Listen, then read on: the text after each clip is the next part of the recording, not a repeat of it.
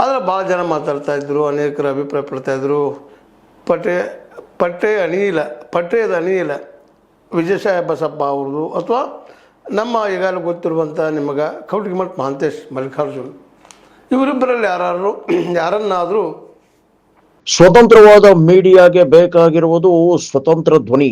ಆ ಸ್ವತಂತ್ರ ಧ್ವನಿ ಉಳಿಸಲು ನೀವು ಮಾಡಬೇಕಾದದ್ದು ಇಷ್ಟೇ. ಅದೇನಪ್ಪಾ ಅಂತಂತಂದ್ರೆ, ನಿಮ್ಮ ಕೈಲಾದಷ್ಟು ಸಹಾಯ ಈ ಚಾನಲ್ಗೆ ಮಾಡಿ ಹಾಗೂ ನಿಮ್ಮ ಧ್ವನಿಯನ್ನು ಕಾಪಾಡಿಕೊಳ್ಳಿ.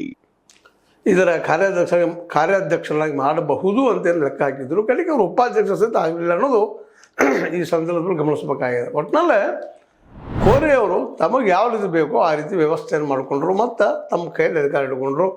ಮಗ ನಾಮಕೆ ವಾಸ್ತೆ, ಮತ್ತು ಮಗ ಅಂದ್ರೆ ಮಗನ ಯಾವಾಗಲೂ ಇರ್ಬೋದು, ಅದರಲ್ಲಿ ಭಿನ್ನಾಭಿಪ್ರಾಯ ಇರ್ಬೋದು, ವಿರೋಧ ಇರ್ಬೋದು, ಮತ್ತಿನ ಇರ್ಬೋದು. ಕೆಲವು ಸದಸ್ಯರಿಗೆ ಅಮಿತ್ ನಮ್ಮ ಕೋರೆಯವರು ಬೇಕಾದಂಥ ವ್ಯಕ್ತಿ ಆಗಿರ್ಬೋದು, ಅವ್ರಿಗೆ ಒಳ್ಳೆಯವರು ಅನಿಸಿರ್ಬೋದು.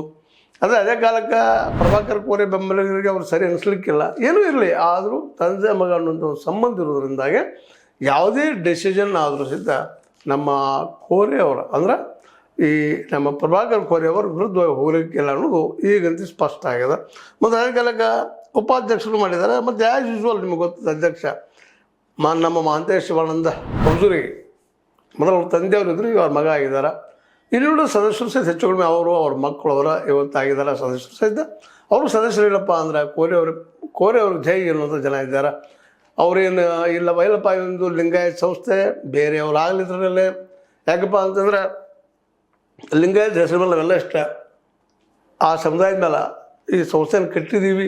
ಅನೇಕ ತ್ಯಾಗಿಗಳು, ಅನೇಕ ದಾನಿಗಳು, ಜೊತೆಗೆ ಸಪ್ತರ್ಷಿಗಳು ಕಟ್ಟಿದಂಥ ಈ ಒಂದು ಸಂಸ್ಥೆ ಕೇವಲ ಒಂದು ಮನೆತನದ ಕೈಯಲ್ಲಿ ಗುಲಾಮಿಯಾಗಿ ಉಳಿಬಾರ್ದು ಅನ್ನೋಂಥ ಮಾತು ಯಾರೂ ಮಾತಾಡಲಿಲ್ಲ. ಎಲ್ಲರೂ ಯಾಕಂದ್ರೆ ಅಲ್ಲೇ ನಮಗೊಂದಿಷ್ಟು ಪಾಲು ಸಿಗ್ತದಂಥ ಮಾತಿರ್ಬೋದು, ಮತ್ತೇನಿರ್ಬೋದು, ಏನೂ ಇರಲಿ. ಅವರೆಲ್ಲರೂ ಒತ್ತಾಯ ಅನ್ನೋದಿದ್ರು ಅವರ ಒತ್ತಡ